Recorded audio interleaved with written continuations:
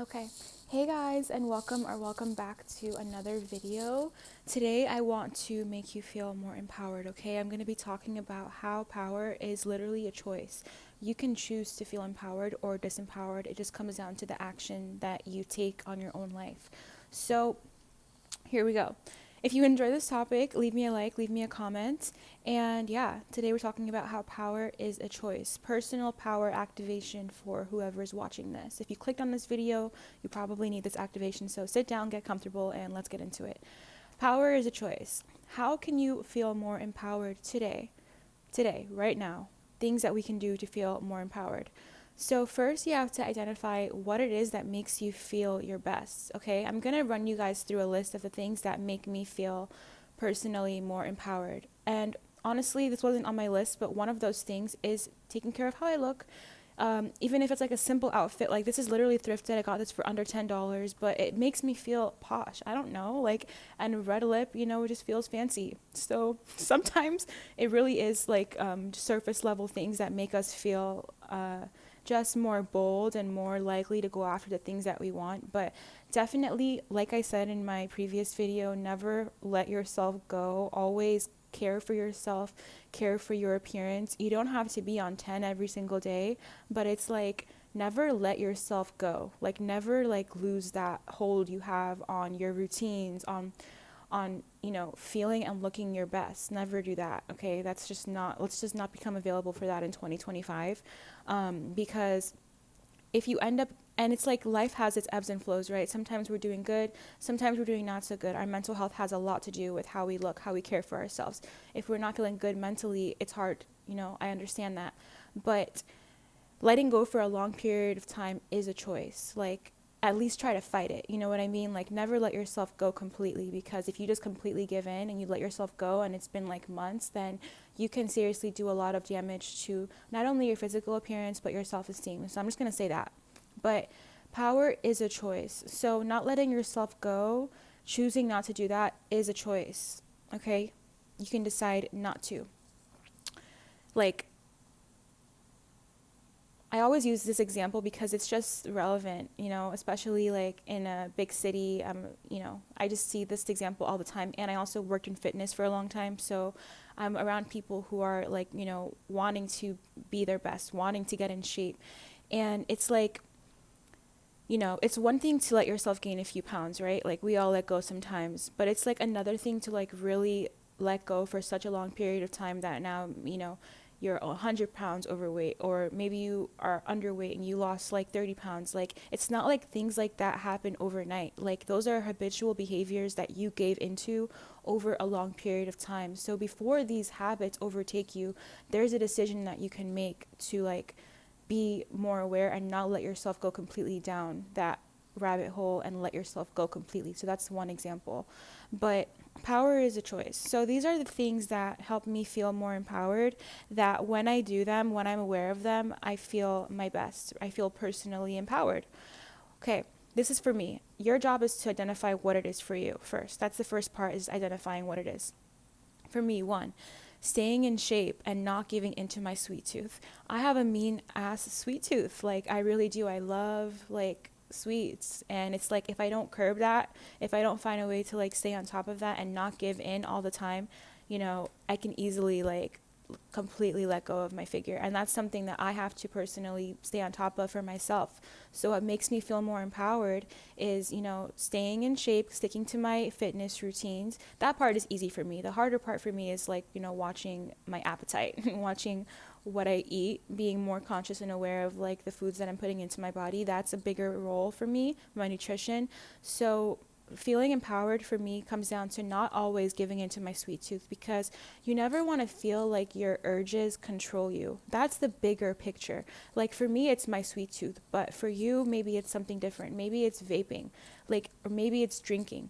Maybe it's, being addicted to validation from other people, from men, having your whole mood revolve around a text back. Like, everybody has their things, their vices, but nobody wants to feel controlled by them. So part of feeling empowered is not allowing your urges to control you. So that comes down to practicing not giving into your urges. So, a lot of times smoking and vaping is just an urge. Like, you have it in your pocket and you want to just hit it. It's an urge. We have to learn to like curb our urges, curb our appetites and desires that work against us over time. Like, you don't want to like destroy your health because you couldn't put yourself in check. If you can't put yourself in check, who can? You know what I mean? So it starts with like really having that love for yourself enough to not give yourself completely away to these bad habits. For me, staying in shape and not giving into my sweet tooth is how I feel personally empowered. Next, for me, fasting for mental clarity and spiritual growth. So I'm a big believer in fasting, even if it's just for your health. Like, intermittent fasting can help you feel more regulated and more like mentally clear just from a health perspective.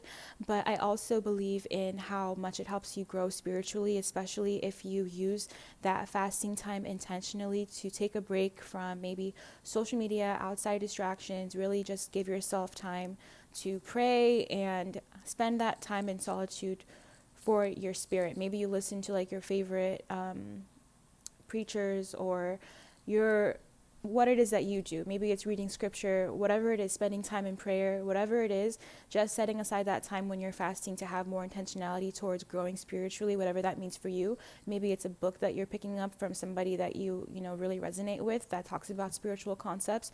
Like, fasting is a huge part of how I feel empowered because it helps me feel more like I got this, like I'm not controlled by outside things. Like, I can put myself in check when and if I need to, and I prioritize my spirituality, which is a big part of personal growth for me, at least. Next, how I feel empowered. Again, this is me identifying those things, and then I have to actively make sure that I'm pursuing them regularly. Having relationships and friendships that fulfill me and make me feel more connected, even if I have to filter them out every once in a while.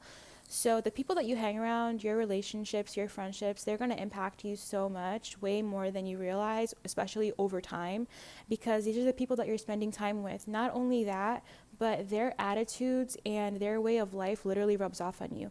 Even if you are like the most self-disciplined person, you're woke, like you're self-conscious, you're self-aware, people's behaviors have a way of just seeping into our lives, even if we're not intending on that. So that's why sometimes people's bad habits can rub off on us, and before we know it, we're also doing those things because that's who we have around us. So I'm definitely, an advocate for like maintaining healthy friendships and relationships. And sometimes what that means is that you have to filter out the ones that are hurting you or maybe not helping you grow as much as you would like to, and replacing them with friendships that do.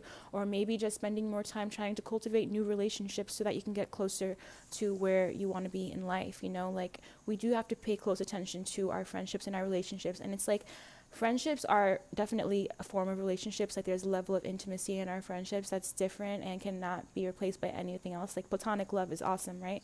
But our relationships are so impactful on our mental health and on our health and our well-being, like our romantic ones, that we have to be intentional about who we are dating, who we're allowing into that part of our heart, because that's going to affect you in a different way, and it's very, very impactful. So having intentionality behind who you want to date, who you want to be in a relationship with, and not just like, treating it like a whatever thing. Like, have some intentionality behind that, because that will over time make you feel more empowered or disempowered if you make the right choice in the first place behind who you're allowing into your life, relationships or friendships. Again, how do I feel personally empowered? Not being afraid to reinvent myself and switch things up. So I'm never afraid to switch it up. Like, for me, that's part of like feeling more connected to myself, because I'm an artist and I love changing my look. I love changing my hobbies and changing the things that I do. I love learning new things. I love meeting new people. Maybe traveling is a part of that for you. But for me, like, I'm never afraid to switch it up, move, reinvent myself, even if it's just like a physical appearance, or if it's like literally my location, where I'm going, places that I'm hanging out in. Like, I'm never afraid to do that, because that's how I feel personally empowered, because it keeps me inspired. I think that's what it comes down to. It keeps me inspired, and it keeps me having that, like, lust for life. And lastly, having audacity to go for things I want is something that helps me feel more empowered. And that's why I say power is a choice, because it's a choice if you're going to allow yourself to really go after the things that you want. Like, you have to make that decision within yourself first, like determine inside of your own heart, inside of your own mind, that you are worthy of having the success that you're looking for. You're worthy of the things that you want in life. So identify what that is for you, and then have the audacity to go after that. That's powerful, you know, like that's self-love, that's self-respect, that's personal power, is allowing yourself to do those things. So in the same way that these things that I've just listed are things that I can do to help me feel empowered, you have your own list. The opposite of those things will make you feel disempowered. So if I'm letting go of my, if I'm not having any structure or order around how often I'm indulging in sweets, you know, that's going to work against me. Like, and the thing about sugar is that it's really addicting. So it's like, once you start, like, once you let go a little bit, you start just wanting it all the time. Like, you develop that appetite for sugar. And, you know, that's the opposite of feeling empowered, is feeling like something outside of you controls you, even if it's something as silly as like sugar, you know. It's a real thing, you know, it's really addicting. It's not silly at all, actually. It's an epidemic. But yeah, we can't let go a little bit, because before you know it, like, we can end up being controlled by these outside things, and we have to have that level of self-discipline. Self-discipline is love. And yeah, the opposite of those things that you identify that make you feel personally empowered are going to make you feel disempowered. So it's good to take a survey of where you are right now and see what are you doing that's working against you, and how can you gradually stop. Okay, power is a choice. You can choose to feel more empowered by taking action. So these are the actions that I can take if I'm ever feeling low, if I'm ever feeling disempowered, that can put me in a place of feeling more strong and more stable within myself. It's by practicing those things. But first, I had to identify what helps me feel my best, what helps me feel empowered. Not allowing others' opinions to be that of your own is also a part of personal power, because it can be from like someone's worldview to, it can range from, you know, not adapting other people's world's views, having your own view of life, your own look on life and perspective. And it can also range from like how they look at you, like not allowing yourself to look, not allowing someone else's opinion of you to be the way that you look at yourself, especially if it's something that's not positive, you know. Like, obviously we have to work on ourselves constantly. Nobody's perfect. I'm not here claiming to be perfect either, but you know, sometimes if someone is like very critical of you, or has like, or just treats you in a way that you don't like, you can have a way of adapting that within yourself, and like making it mean something about you, and like you start looking at yourself differently. That's why like toxic relationships can be so detrimental, whether it's a friendship or a relationship, because it impacts the way that you feel about yourself and the way that you view yourself. So, you know, that's really a big choice we have, is filtering the relationships that we have, and most importantly, not allowing other people's views, especially if they're harmful, to impact our own, whether if it's of the world or of ourselves. Yeah, a big part of being in your personal power is radical acceptance and forgiveness. So how can you feel empowered if you are holding on to things from the past, if you're not practicing acceptance and letting go? You know, like, that's just a big part of keeping your energy and your mind clear, is knowing that like sometimes you have to accept things for what they are and just forgive people, even if you're never going to get an apology. Just forgiving and giving them that same consideration that you would want somebody to have for you, because never say never, that could be you in their position. So it's like forgiveness comes down to having less entitlement and less pride, and just like, you know, understanding that everybody's human and just forgiving them. And I know that it's hard, but it's like, you don't want to be that person who 30 years from now is holding on to something from like, you know, 30 years ago. You know, like, life is way too short, and that can literally impact the way that you view life, and it can take away from your own life experience. So if for nobody else but yourself, practice forgiving people regularly, and practice accepting things for what they are. Even if there's no resolution, you can just first accept it, first just get there, and then work your way toward forgiveness. And the easiest way to forgive people is to pray for them. That's really it. Okay, So yeah, not taking on other people's energy as your own is a way that you can remain empowered, and not allowing your empathy to cloud your judgment. So what I mean by that is like, I'm a very empathetic person, right? But I've had to learn to not allow that to work against me by accepting behaviors that I don't like in the name of being empathetic, because that can really run you dry over time. And it's like you can be empathetic, but at the same time have enough respect for yourself to not allow certain behaviors into your life or mistreatment.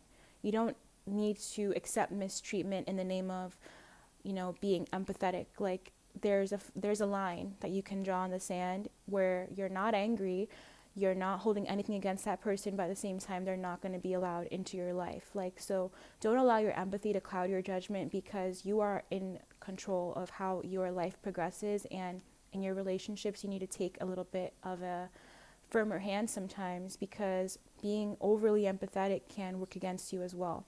So power is a choice.